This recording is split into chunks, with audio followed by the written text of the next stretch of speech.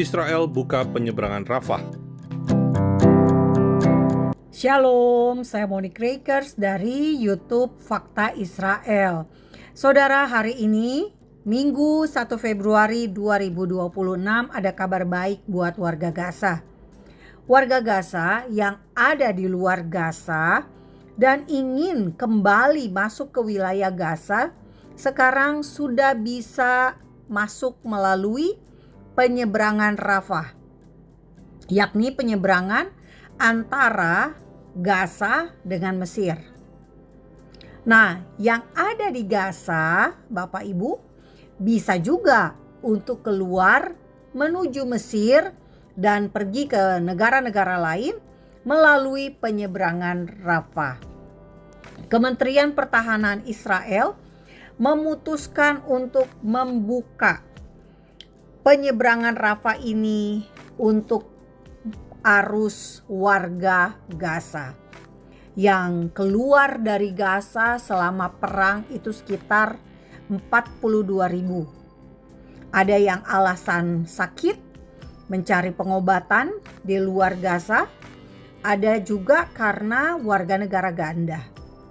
Mereka punya kewarganegaraan lain sehingga mereka bisa keluar dari Gaza dan pergi ke negara di mana mereka menjadi warga negaranya juga selain warga negara Palestina. Nah, Bapak Ibu, pengecekan keamanan dilakukan bukan hanya oleh Israel saja, tapi juga dilakukan oleh otoritas Palestina yang akan meriksa setiap orang yang akan keluar dari Gaza. Israel tentu juga akan terlibat dalam hal ini, memastikan mereka yang mendapatkan izin adalah warga negara Palestina, warga Gaza biasa, bukan yang tergabung dengan kelompok teror di Gaza. Nah, saat mereka keluar dari Gaza, Israel akan menggunakan perangkat lunak untuk mengecek wajah dan nama yang mendapatkan izin untuk keluar itu sudah sesuai. Jika ada perbedaan antara wajah orang yang akan keluar dengan nama yang diajukan, tentu saja tidak bisa keluar dari Gaza. Mengapa hal ini harus dilakukan, Bapak Ibu? Kenapa sih keluar Gaza harus dipantau, diidentifikasi oleh Shin Bet atau Badan Keamanannya Israel?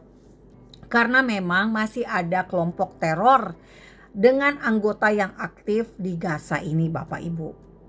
Paling tidak ada sejumlah puluhan, diduga ada puluhan teroris yang masih terperangkap di terowongan di Rafah Timur. Batalion Hamas, Batalion Rafah Timur ini masih anggota-anggotanya, teroris-terorisnya ini masih terperangkap di terowongan. Jadi IDF memang berusaha menangkap mereka, tapi masih banyak juga yang tidak keluar-keluar gitu ya. Mereka berada di terowongan.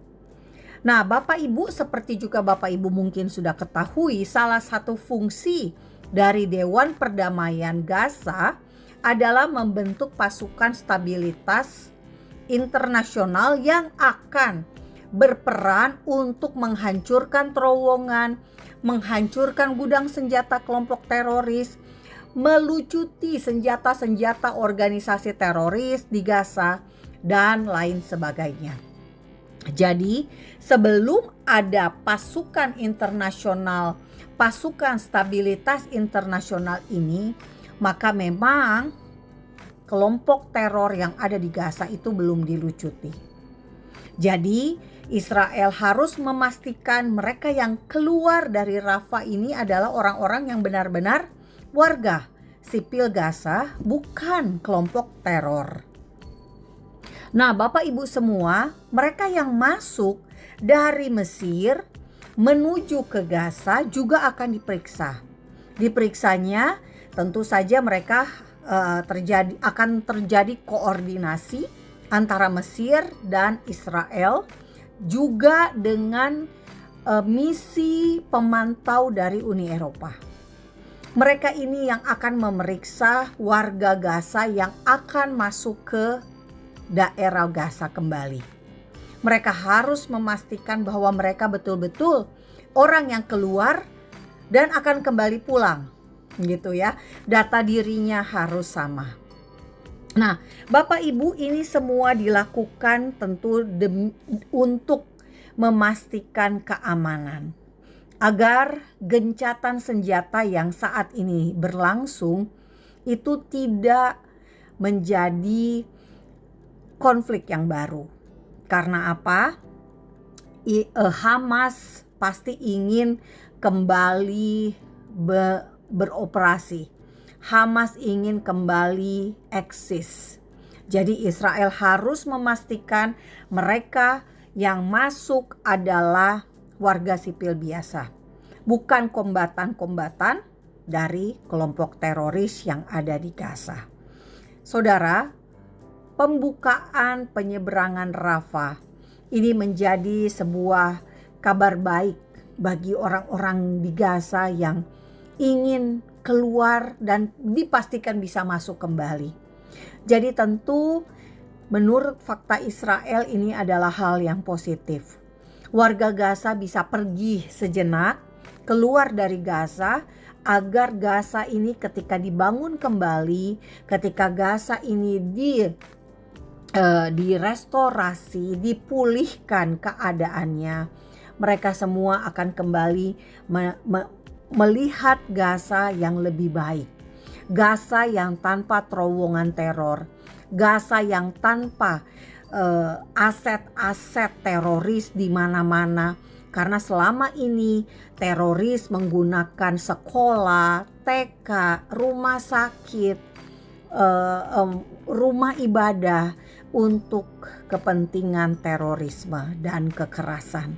Nah, Bapak Ibu juga fakta Israel ingin memberikan informasi bahwa Israel melarang kegiatan dari sebuah LSM internasional dokter tanpa batas, Doctors Without Border. Mengapa Israel melarang kegiatan kemanusiaan ini? Karena organisasi kemanusiaan Dokter Tanpa Batas ini tidak mau memberikan daftar nama anggota mereka yang bekerja di Gaza, di Yudea dan di Samaria. Kenapa tidak mau kasih daftar anggota mereka? Jika mereka ini warga sipil biasa, jika mereka ini betul-betul bekerja untuk kemanusiaan, kenapa takut namanya diketahui oleh Israel? Israel berhak mengetahui siapa yang bekerja di sebuah yayasan, siapa yang bekerja di sebuah organisasi. Karena itu Bapak Ibu, tentu Israel berhak menelaah nama-nama setiap pekerja kemanusiaan yang ada di Gaza. Sayangnya, Dokter Tanpa Batas ini, mereka ternyata tidak mau memberikan kepada Israel. Nah, Bapak Ibu, tentu saja kita tahu ada orang-orang Indonesia juga yang punya misi kemanusiaan di Gaza. Pertanyaannya, apakah mereka bisa masuk kembali ke Gaza? Apakah mereka bisa lolos dari identifikasi keamanan oleh Shin Bet, Badan Keamanan Israel?